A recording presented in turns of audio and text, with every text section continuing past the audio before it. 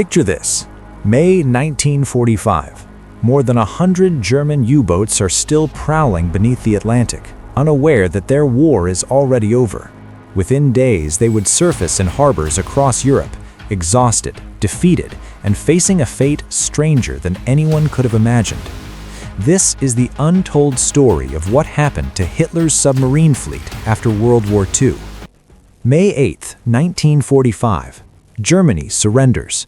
Within hours, Admiral Karl Dönitz, Hitler's successor and the mastermind behind the U-boat campaign, sends out an order that would have been unthinkable just weeks before.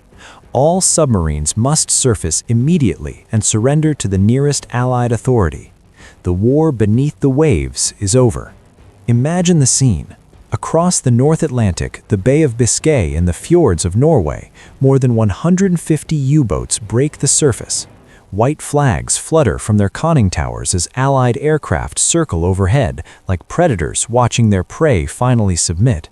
These steel wolves that once terrorized Allied shipping lanes are now sailing toward captivity, toward ports like Loch Arable in Scotland, Lisa Halley in Northern Ireland, and Portland in southern England. The Allies aren't taking any chances. Warships escort each submarine into port. Royal Navy and U.S. Navy boarding parties swarm aboard, seizing codebooks, navigation charts, weapons, anything of intelligence value. Engineers catalog every detail of these rusted, battle-scarred vessels. Many are barely seaworthy, held together by little more than willpower and rust after months submerged. At Loch Arable, nearly 40 U-boats anchor together in a haunting parade of defeat. It's a logistics nightmare, securing and towing submarines from every corner of occupied Europe. Some never make it. They're scuttled by their own crews or succumb to mechanical failure before reaching port, slipping beneath the waves one final time. Now the Allies face a problem. What do you do with the world's most advanced submarine fleet? The Americans and British recognize the intelligence goldmine they're sitting on, especially the revolutionary Type 21 and Type 23 designs. But the Soviet Union wants its share too. The Cold War is already casting its shadow, and these submarines are valuable pawns in a new game. For the captured German crews, there's nothing but uncertainty. Some are interrogated, particularly engineers who understand the new propulsion systems and torpedo technology. Others languish in prisoner camps, wondering if they'll ever see home again. By late 1945, most are finally repatriated to a Germany that no longer exists as they knew it, defeated, divided, and unrecognizable. Meanwhile, harbors from Trondheim to Portsmouth are overflowing with captured submarines. Something has to be done. By autumn 1945, the British have a plan. It's called Operation Deadlight, and its purpose is simple: destroy them all. Between November 1945 and February 1946, most of the Kriegsmarine's undersea fleet will be towed into the Atlantic and deliberately sunk, erased from existence. The numbers are staggering. Of the 156 U-boats that surrendered, 116 are marked for destruction. The Royal Navy designates 3 dumping zones, codenamed XX, YY, and ZZ, roughly 100 to 120 nautical miles northwest of Ireland. There, the submarines will meet their end, either by naval gunfire, explosive charges, or simply by opening their own sea valves. But there's a problem. Many of these U-boats are wrecks. Some have been at sea for months without maintenance. Others bear the scars of Allied bombing or sabotage. Their ballast tanks leak, their engines are seized, their hulls corroded by salt and time. Towing them through stormy winter seas is dangerous work. More than a third never reach the scuttling zones. 56 vessels sink during the journey, claimed by rough weather or structural failure before reaching port, slipping beneath the waves one final time. For those that make it, destroyers and frigates finish the job. Naval guns roar. Aerial rockets streak through the sky. One by one, the U-boats slip beneath the surface. Among them is U-2336, the last U-boat to sink Allied ships during the war. It surrendered at Lisa Halley in June 1945 and met its end off Ireland in January 1946. U-295 follows on December 17th, towed from Loch Ryan to its final resting place. But not all are destroyed. The most advanced submarines, the Type 21 and Type 23 boats, are too valuable to waste. These represent the future of submarine warfare: streamlined hulls, improved underwater endurance, revolutionary battery systems. British and American engineers examined them obsessively, rever-engineering every innovation for their own post-war fleets.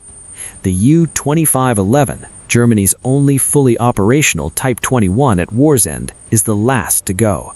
On February 7, 1946, it's deliberately scuttled, marking the official end of Operation Deadlight.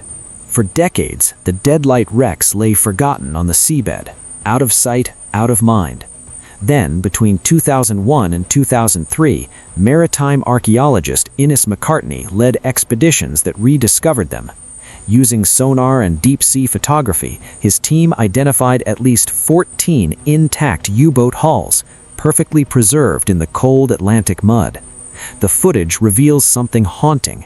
Many sank upright, their decks still armed, their steel now encrusted with coral and decades of silence. Operation Deadlight achieved its goal, to erase Hitler's U-boat fleet from the Earth, but it left behind an unintended legacy: a vast underwater graveyard stretching across the North Atlantic, a silent testament to the end of Germany's submarine war. Yet the story doesn't end there. While most U-boats were heading to the ocean floor, a select few escaped and entered a new chapter as monuments to memory. Among the most famous is U-995, which surrendered at Trondheim, Norway in May 1945. After briefly serving in the Norwegian Navy, it was returned to Germany in 1965. Today it rests at Lebow, near Kiel, preserved as a museum ship beside the Marine Ehrenmal Memorial. Visitors who venture inside its narrow hull experience the claustrophobic reality where 45 men once lived, worked, and fought for weeks at a time. In France, U-123, renamed Blazon, became one of the few to see regular peacetime service. When retired, it was preserved in Lorient, once one of the Kriegsmarine's main U-boat bases. Other survivors occupy stranger fates. U-534, raised from the Kattegat Strait in 1993, is now displayed in Birkenhead, England, its hull cut into sections to reveal the oppressive interior. Across the Atlantic stands perhaps the most remarkable survivor, U-505, captured intact in June 1944. After serving as an intelligence prize during the war, it was eventually transferred to the Museum of Science and Industry in Chicago, where it remains today, meticulously restored, the first enemy warship ever displayed on American soil. But remember, the majority of Germany's U-boats never reached museums. The wrecks from Operation Deadlight still line the seabed off northwest Ireland, forming one of the world's largest underwater graveyards. For decades they were forgotten, marked only by coordinates on Royal Navy charts. Today, public fascination with these submarines continues to grow. Museums in Hamburg, Kiel, and Lebow draw thousands each year. Historians still study the tactics and lives behind the steel. For veterans and researchers alike, these submarines are more than relics.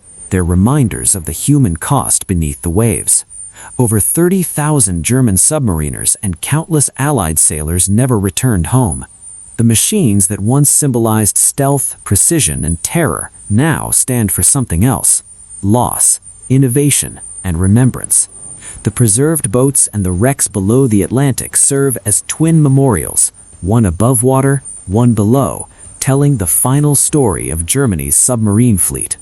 An empire of steel that now rests in silence, suspended between history and the sea. Thanks for watching. If you enjoyed this story, you'll also want to see what happened to Germany's weapons and tanks after World War II. Like this video, subscribe,